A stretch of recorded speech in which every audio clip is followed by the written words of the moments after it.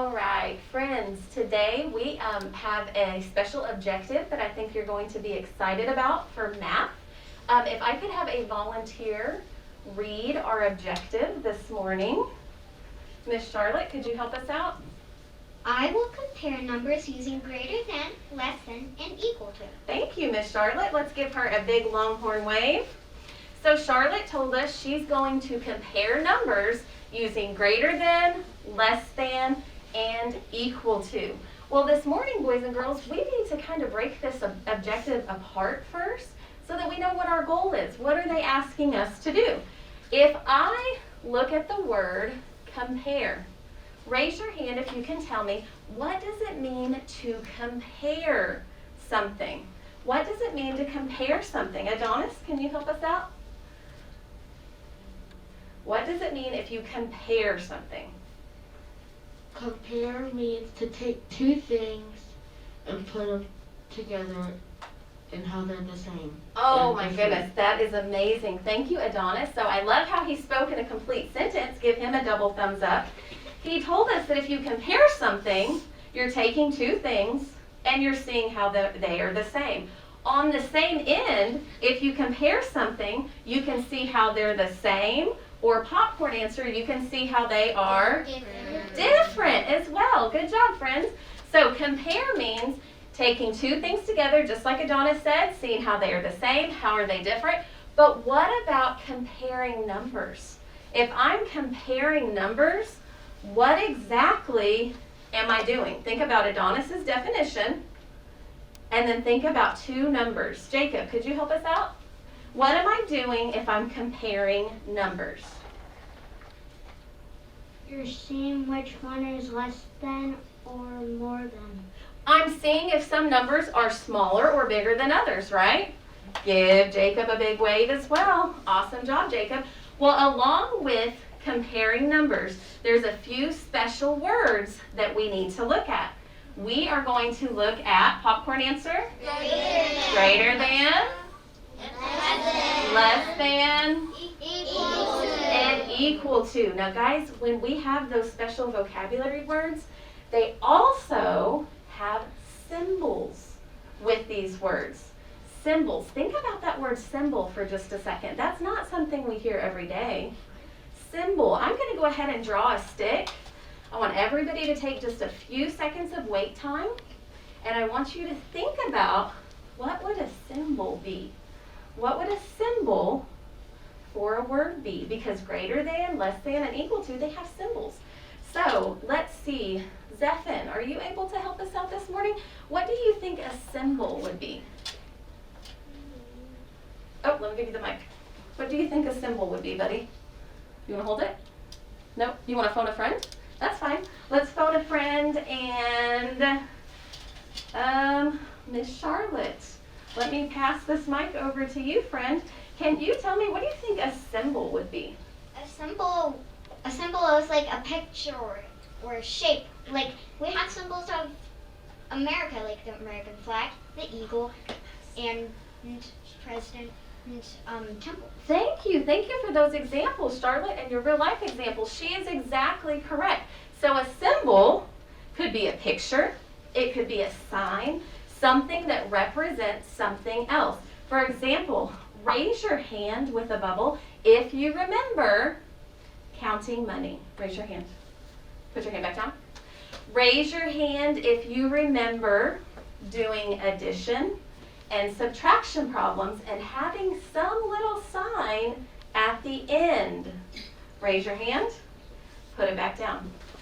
Hunter, when we are counting money, or we are doing addition problems with money, what is that special little sign that goes at the end of our addition problems if it's involving change, coins? What is that little sign called? The cent sign. The cent sign. Give me a thumbs up if you remember the cent sign. Thank you, Hunter. Give yourself a pat on the back, sir. So boys and girls, the cent sign is a symbol so that you don't have to write the word cents every time you're talking about change or about money. There are a few special symbols that represent each word. So for greater than, this is the greater than symbol. Less than than, this is the less than symbol, and then you know what?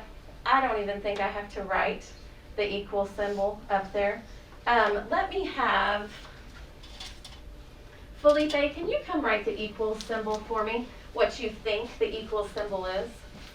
And I am going to guess that you are going to have it 100%. You are correct, sir. Give yourself a brain kiss. The equal sign, you already know what it is. We do it every day when we do addition and subtraction. So we have the equal sign 100% down pat. I have a few special ways and a few tricks on a simple way for you to remember which way the greater sign is, which way the less sign is, and then we already have the equal sign. Let's look at the less than sign. Now, you have to use your imagination, but if you look with me, there is a letter of the alphabet that this kind of looks like. If you turn your head a little bit and you look and you kind of change its shape, raise your hand if you can tell me what letter. Kinsley, what letter do you think that looks like? I think the letter would be... You might have to kind of tilt it a little. What letter do you think that would look like? I forgot. You forgot? That's okay. Accidents are fine in this classroom. Elise, what letter do you think that would look like? A V. It could look like a V. You're right. That's a very good guess. That would work. I'm thinking of one different, I'll give you a clue. It's an uppercase letter. Riley, what do you think? Is it a W? No, but that is a good guess as well. I'm going to give you guys a clue. Go ahead and melt your hands down. This is my clue. What letter is that? L. So again, you have to use your imagination. You have to just kind of look, tilt your head a little bit. But to me, that looks like it could be a capital L. And then if you spell the word less, what letter does less start with? L. Look. So to remember the less than sign, just think, oh, that's the one that kind of looks like a capital L. If we look at the greater than sign, picture with me an alligator. Think about a big, hungry alligator. How he has to open his mouth up wide. Does he want to eat a lot of food or a little bit of food? Popcorn. A lot of food. He wants a lot of food. So the greater than symbol is always going to be pointing at the bigger number. That's your alligator mouth. So we have the greater than symbol, which is your alligator mouth. The less than symbol, remember the word less, capital L, and then you already know your equal sign. It is easy baby stuff. So what we're going to go ahead and do, I'm going to need a few volunteers, and we are going to put an example on our whiteboard or on our smart TV. I'm going to ask you to use your bodies to create a greater than, less than, or equal to symbol. So for example, if I have the number 8 and the number 18, if I want to use a less than symbol, I'm going to come over here. I'm going to use my less than symbol. Do you see how I turned myself into a less than? If I want to use a greater than symbol, I'm going to come over here. I'm going to use a greater than symbol. Do you see how I turned my mouth open? If I want to use an equal symbol, I'm going to put my arms straight up and turn into an equal sign.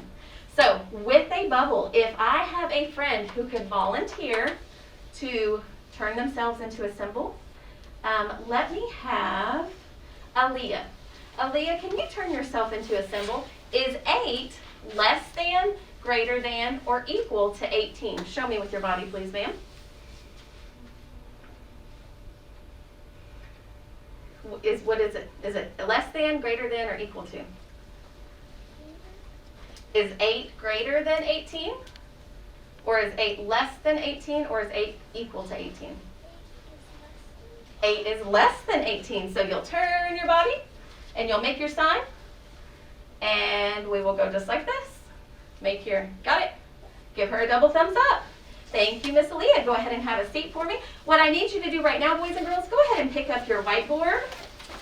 And Mrs. Mack is going to put a quick example